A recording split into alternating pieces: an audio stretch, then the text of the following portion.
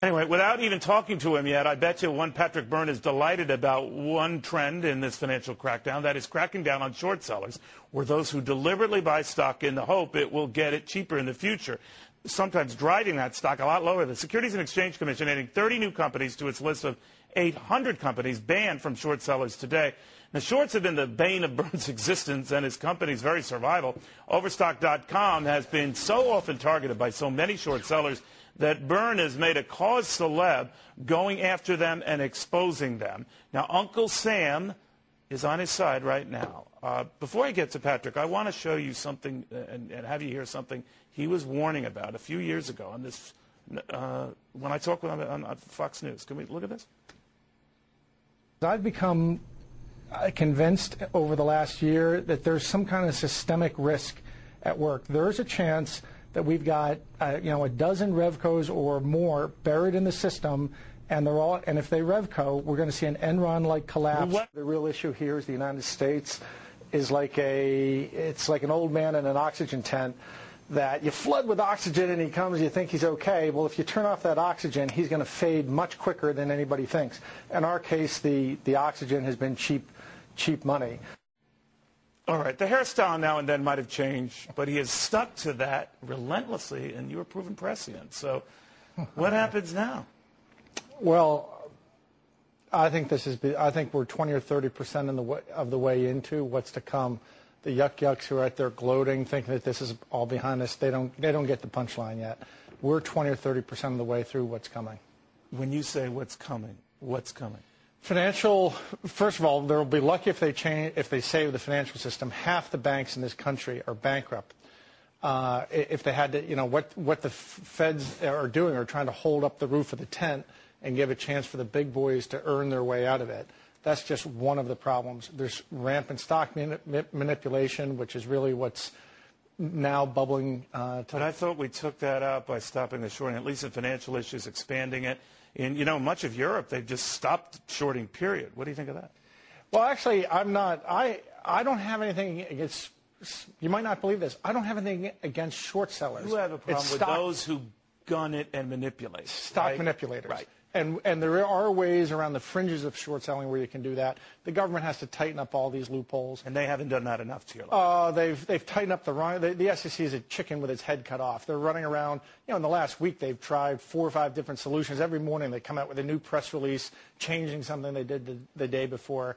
So you're saying that if you're right, Patrick, and you've been more right than wrong on this stuff, then we're not done with this by a long shot. And today, by the way, there was no shorting allowed of financial issues today, and they still tanked. What does that tell you? Well, it's, maybe all the large financial guys do deserve to go under. They have deep, deep holes in their balance sheet, and they might, but that doesn't justify stock manipulators coming in. I think the S&P, it's trading at a P of 16. 25% of their companies are financial companies. Their profits are all going to go away. So you're going to see a 24 PE in S&P. That could very well compress in half. You could very easily see, I think, a 50% decline in the S&P. All right, we should say when you have a market trading in this range, your financial comment notwithstanding, that's about average for the post-World War II period.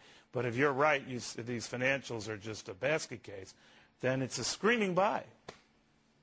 Well, I try not to give stock advice, but I am very pessimistic, and I'm very pessimistic about people in D.C. You already see this happening. I saw in your lead-in. You've got now, politicians 3 days ago who were choking. They were so upset about what was happening in the financial system. They were outraged, Pat. Now they're trying to each put their little bauble on the tree. Well, we're expecting now. If we could show this microphone shot again, because Fox always has cameras on microphones, Pat. These guys are going to come to that microphone. Nancy Pelosi, Barney Frank, supposedly. We heard earlier that Barney had a deal with the White House, not Barney the dog, but Barney Frank, the congressman, that they were going to be okay. The White House would be okay with mortgage relief for people behind on their bills. Now, the White House didn't comment one way or the other on this, but if that's true, Katie bar the financial door, because that's tens of billions more for this thing. That surprises me. We've spent a lot of time in D.C. in the last 2 years trying to explain stock manipulation to senators and congressmen. They have no idea what you're talking about. Very few do, but I have to say Barney Frank has been good. Orrin Hatch has been good. Ron Paul has been good. Across the spectrum, there are people who've understood that we're in deep doo-doo and we have to do something. and wanted to do something to get ahead of it. Does it worry you that these people who have trouble policing their own books are going to have a lot of say on how you handle yours? Well, they don't. Yeah, I think that we just need a radical overhaul of our regulatory system. But he's the guys to do it, though. No, Paulson is proving himself pretty able and solid, I think, these days. I don't know. What do you think? You would be for the government having to assume this large responsibility? I guess there's no one else around, right? Well, why not just let the markets work through it? I'd like to see him. I'd like to see him wipe out. I'd like to see Goldman and Morgan gone. I think that the U.S. would be better off if those folks were gone. Now today they've changed to commercial banks and so, but they're going to delever from 30 to 1 to 10 to 1, and their profits will be cut in half, and they might not. But you're saying there's a lot worse to come. But there's got to be something in you, Pat. I've known you for many years that you look at this. I know you're not an "I told you so" guy, but everyone's saying, "Oh, he's crazy as a bed bug" and all this stuff. The shorts aren't the problem. Now we've realized the shorts, especially those who really gun the system, were a big part of the problem. Big manipulators, absolutely.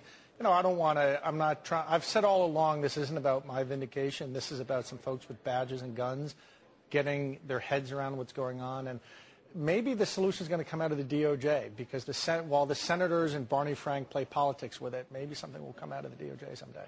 We shall see. But Pat, you were right about a lot of this stuff. Patrick Byrne, Overstock.com. You get a lot of good stuff at that.